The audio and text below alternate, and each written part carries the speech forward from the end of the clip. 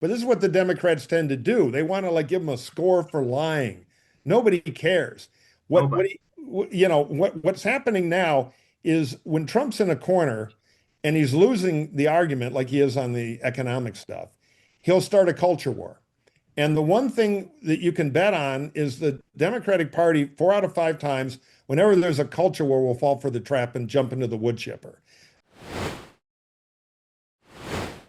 So let's begin with some of the polling numbers. YouGov and The Economist, among others, CNN polling that Donald Trump has seen his numbers virtually flip from Inauguration Day to now being upside down. For example, his approval rating among Gen Xers is now 62-point drop from its peak 8 months ago. A lot of this has to do with immigration policies, with people seeing what is happening to neighborhoods and neighbors in the United States with the immigration enforcement policies that ICE is carrying out. But there are other matters as well. And the question is, like the Jeffrey Epstein picture, are these permanent movements, are these permanent changes or long-term changes that would be enough to affect the midterms, Well, or is this also just a flash in the pan? the word permanent should never be used when it comes to Donald Trump. So from that standpoint, no, it's still July. We are 15, 16 months away from an election. We're probably 12 months away from the time that much of the country even begins to pay attention.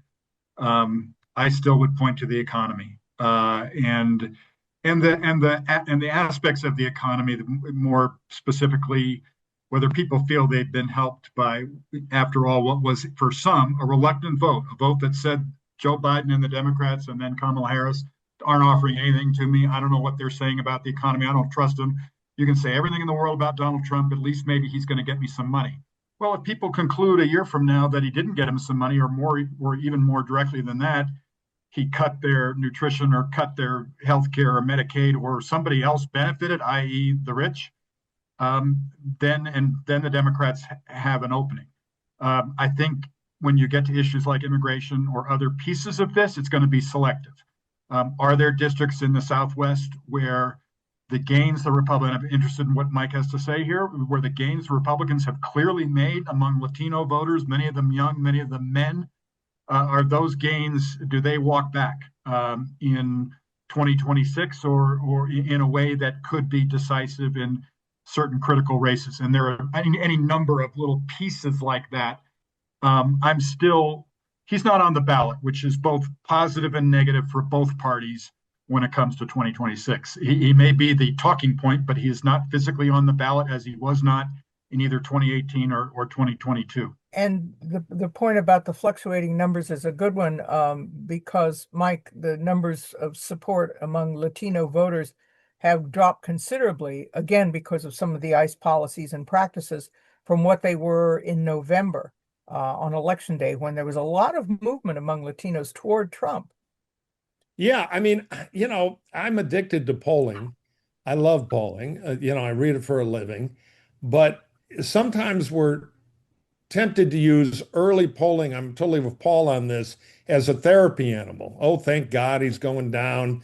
The ice thing's hurting him. It's going to be over soon. And then, of course, it goes back up, and there's a line around the block in front of every psychologist office in any blue city. So if we step back, let's look at the big forces that'll come to a crescendo next year. And the polling does give us hints, but it can't give us certitude yet. So hint number one is when Donald Trump, first of all, more than anything else, the country wanted to fire Joe Biden. And then Kamala Harris was seen as kind of a Biden agent, not unlike, a doppelganger with some other new enemies that he didn't have culturally, at least when the Republicans were done with her. So it was an election not about we love Trump, thank God. It was an election about fire the people we have who are economically uncomfortable. And Trump's polling was pretty bad in the election, except for one very important question: who's better at running the economy? And he was generally double digit ahead. So, in the one thing they cared about, they thought, well, he's a jerk, but we got to fire the old guy who doesn't know what day it is.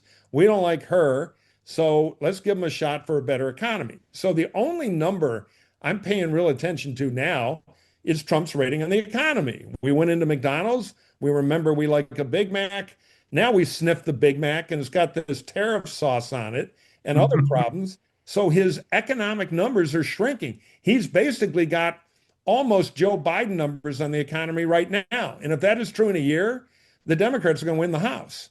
And So, he, I'm sorry, yeah. it's not just about and then I'd like to go to Paul. It isn't just about generalizations about we're doing much better. He's offering specifics that are wrong. He's saying that gas is $1.98. Well, that's a figure for unprocessed gasoline. Sort of it's But like saying that milk is 10 cents when it comes out of the cow, but it's $5 a gallon when it gets to you.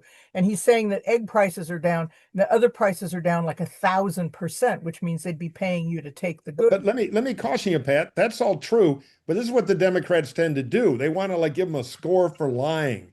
Nobody cares. Oh, What but he, what's happening now is when Trump's in a corner and he's losing the argument like he is on the economic stuff, he'll start a culture war. And the one thing that you can bet on is the Democratic Party, 4 out of 5 times, whenever there's a culture war, will fall for the trap and jump into the wood chipper. So next year is going to be a mighty struggle by Donald Trump to make the election about something other than the economy or to blame people other than him for the economy and start culture fights. And will the Democrats have the discipline not to go there? Finally, on young Latinos, a lot of that was driven by economic pain, but part of it, again, was the culture war stuff. So I think most of the forces are lined up for a good midterm for the Democrats if they have the discipline to exploit it. But and so far, they have the tailwind. that Paul? last if is everything. I'm absolutely agreed with Mike that the discipline to have an economic message. We don't have to solve every economic problem, but have some fundamental economic message that says he bamboozled you. You didn't get any benefit from this. We're offering you something. He's a fraud. Look who really benefited. And there's some pieces, like I said, there's some pieces that have to do with healthcare or other parts of the component of what people are paying and how much. But that is everything. And we cannot get sucked into fights over other things. That's an age-old divide and conquer Right. uh, history in American politics, back in the South, everywhere, which is when you don't have the economy on your side, you convince the people that are suffering economically that there's a scapegoat. And that's the bigger problem. And the Democrats, unfortunately, play into those hands. Next week, I'll be talking to Bill Kristol, who's editor of The Bulwark, and also Never Trumper, about the state of democracy, the state of the nation, and where Republicans and people like him, and in fact, all Americans, can take their anger, their concerns, and their hopes in this upcoming midterm and in the years to come. Thank you for joining us. You can see more information on the website. We appreciate your support. We appreciate your viewership. I'm Patt Morrison. Good night.